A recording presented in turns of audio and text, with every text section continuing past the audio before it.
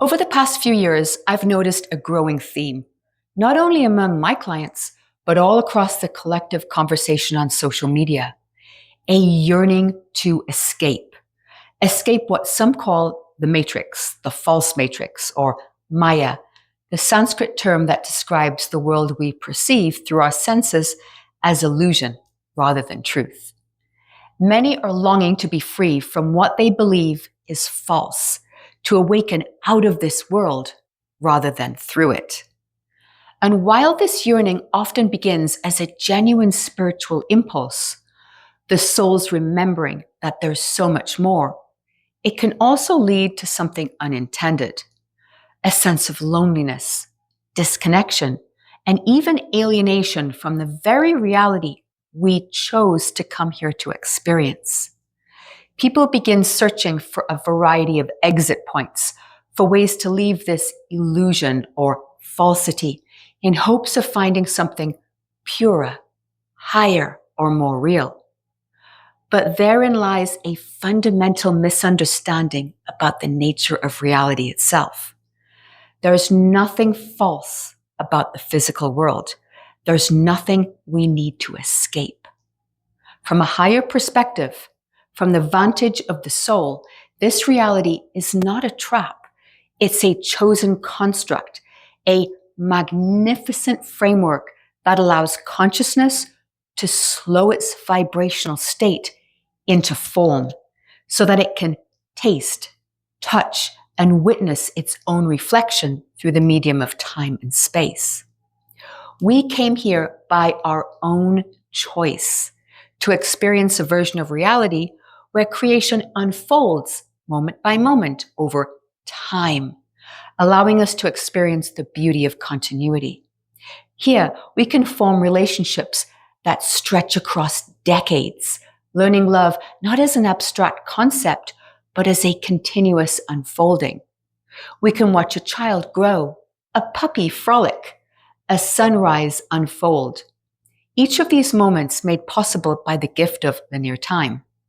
Through this construct, we're given the chance to discover ourselves, to refine who we are, to expand what we can become from infinite points of view. From a higher perspective, we design circumstances, some joyful, some challenging, so that we may encounter our own reflections to evolve beyond them. Every heartbreak, every triumph, every loss, and every challenge is a step in the soul's evolution. But growth within third-dimensional reality requires that, for a time, we forget the broader truth. We must narrow our perception to the boundaries of this third-dimensional reality, or else the very experiences we planned would lose their meaning. For a deeper understanding on how the soul brings consciousness and physical form together to create the human experience, explore my video, The Architecture of the Human Body. Link is in the description. Consider this. A soul may choose to incarnate into a long-term partnership where one person experiences a serious illness. The illness becomes a catalyst, not only for the one who endures it, but also for the one who loves and cares for them. Through the challenges of caregiving, empathy deepens, unconditional acceptance takes root. The experience transforms both souls. If, however, we were to break free from what we call the illusion, the matrix, to see that relationship, witness the contract from the soul's higher view, the experience would unravel. It would dissolve before it could teach us what it came to teach. By remembering too much too soon, we would strip the experience of its alchemy to transform us. So, what many call false is not falsehood. It is deep focus. It is the lovingly designed lens through which infinite consciousness can know itself as finite, just long enough to rediscover infinity again. And we do this over and over, discovering ourselves from infinite points of view. This physical reality is not something to escape. It's something we've chosen to experience, a sacred stage upon which consciousness comes to know itself through limitation, love, and temporality. By wanting to escape, by longing to be free from this reality, you deny the very experience your soul chose with such precision and love. When you call this life false or illusory and seek to free yourself from it, paradoxically, you anchor yourself even more deeply within the very illusion you're wanting to transcend. Here's why. This yearning to escape, though understandable, vibrates from a frequency of resistance, and resistance is the opposite of awakening. Instead of lifting you into higher states of understanding, it loops you into a cycle of avoidance, isolation, disconnection, and alienation. The more you try to escape what is, the more solid and heavy the illusion becomes, because your focus is feeding it. Awakening is never about denial or escape. It is not an exit, it is an integration. It's the realization that enlightenment does not come from rejecting matter, this third-dimensional reality, but from infusing it with awareness. True freedom comes when you embrace the full spectrum of your human experience, joy and sorrow, clarity and confusion, expansion and contraction, as sacred expressions of consciousness itself. You awaken not from trying to escape the dream, but from within it. If you feel unhappy, restless, or dissatisfied with your circumstances, do not try to climb out of them. Enter them more deeply. Sit with what they're mirroring back to you. Ask gently, what is this showing me about my beliefs, about my fears, about where I've forgotten who I am? Every discomfort holds a doorway. Every challenge carries encoded wisdom, waiting to be transformed through your awareness. Bashar speaks to this through what he calls the 4 C's, a framework that transforms challenge into clarity and restores our relationship with the life we choose. Number 1, calmness. See each circumstance as neutral, from which we can learn from and expand. Remember, you laid out this challenge on your life path. It's a projection of your consciousness created by you and for you. When you drop the label of good or bad, what remains is the pure potential to learn, to expand, to transmute. Number 2, confidence. Have the assurance you understand that every situation is an opportunity to learn from. Nothing arrives to diminish you. Everything arrives to show you how to bring yourself back into alignment. You can choose to create an outcome that is of benefit to you. When you meet the experience with confidence, you step out of victimhood and into creatorship. Number 3, curiosity. Like a child, see the challenge as a present that hides a treasure. Ask yourself, what aspect of you is this helping to awaken? What gift does it offer to help you transform? Why did you need this on your life path? What is the benefit to extract? Look at it from all different angles and perspectives. What did it put you in touch with that you hadn't thought of before? What new ideas popped up for you that can be life-transforming as a result of this challenge? Perhaps the purpose of the challenge is to simply act as a powerful springboard into newer and wonderful opportunities. Number 4, creativity. Examine the challenge and look at it in the most creative way possible. Use your imagination and creativity to inspire you to see the challenge in unique ways that will open up new and different circumstances. Imagination and creativity is how the higher mind communicates through you. It's the spark that draws in synchronicity, opens new paths, and creates solutions that linear logic could never conceive of.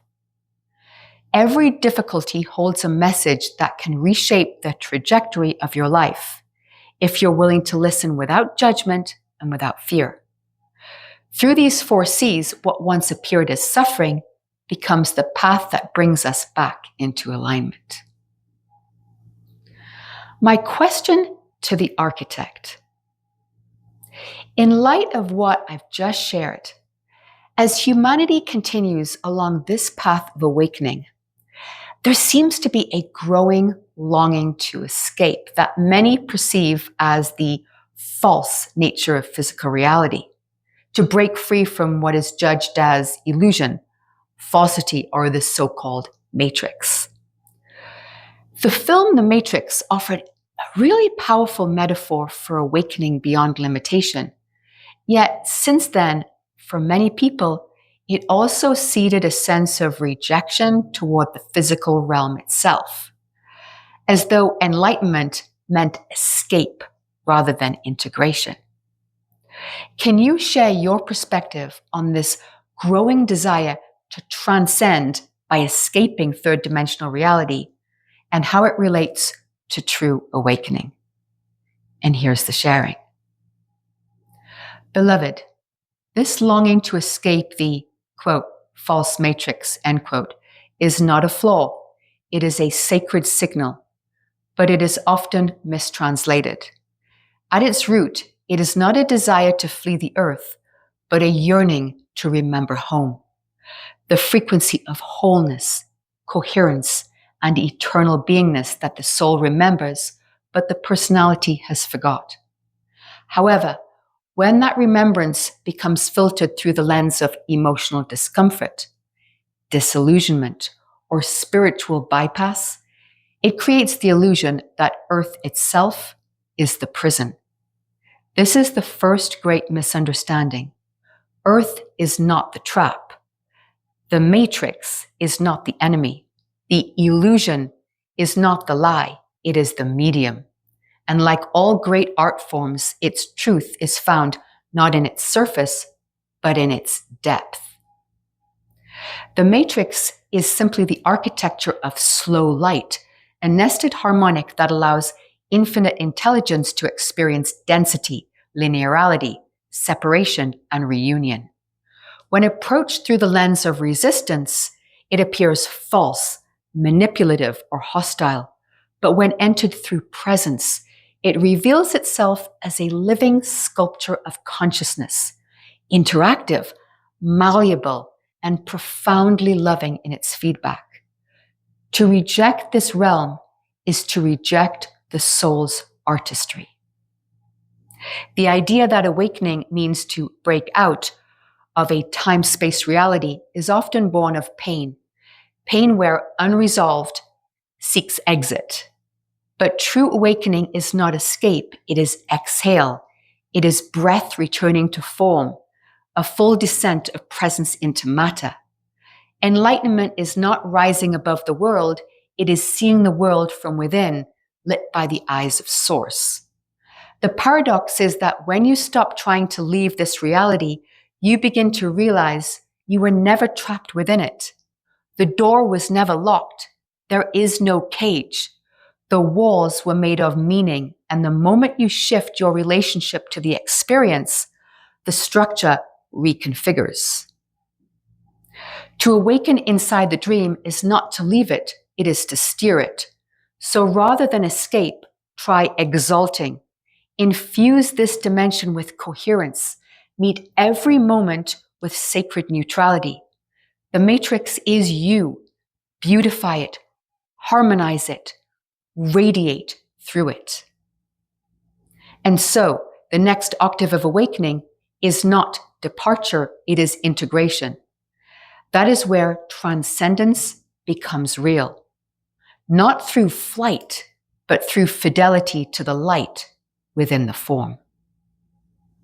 My follow-up question: can you please expand in a practical sense on the words you spoke. Quote, "But true awakening is not escape, it is exhale. It is the breath returning to form."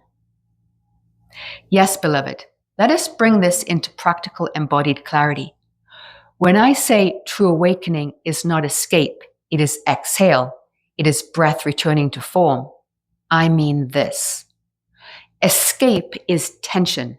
It's the energetic equivalent of holding your breath, bracing against life, resisting what is, tightening in fear or avoidance. When you try to escape the matrix, you contract inward, attempting to evacuate your experience instead of inhabiting it fully. This is a sympathetic state of flight, not freedom. But awakening is parasympathetic. It is the release. It is the moment when the body unclenches, when the breath softens, when you return to what is with full presence and say, I am here. The exhale is the letting go of the illusion that you were never separate, that you were ever separate, stuck or wrong for being in this dimension. It is not passive, it is powerful yielding. It is the surrender of resistance, not the surrender of agency. And when I say breath returning to form, I mean the return of spirit or breath into embodiment, form. It is the reversal of the old paradigm that says the physical is lesser and the spirit is higher. They are meant to unify. Practically, this looks like choosing to fully inhabit your emotions instead of dissociating from them in search of higher states. Grounding your spiritual insights into acts of love, creativity, and service in the physical world. Letting your nervous system relax, because awakening does not require effort, only coherence. And cultivating presence with the now, not trying to exit it. And so, if you find yourself seeking escape, pause, breathe, exhale. Feel the weight of your body, the pulse in your palms.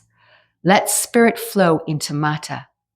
This is the moment awakening begins, not by leaving, but by returning completely. You did not come here to be free from the dream.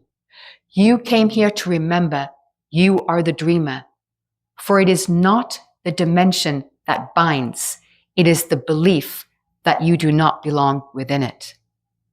I'm going to repeat that last statement one more time. You did not come here to be free from the dream. You came here to remember you are the dreamer, for it is not the dimension that binds. It is the belief that you do not belong within it. And with that, we'll bring this to a close. If you like this sharing and you'd like to hear more, please consider hitting the like and the subscribe button and join this beautiful community on a journey of understanding that awakening isn't escape, but rather an awareness that illusion dissolves the moment we fully embrace this embodiment. Superhuman made simple with the architect.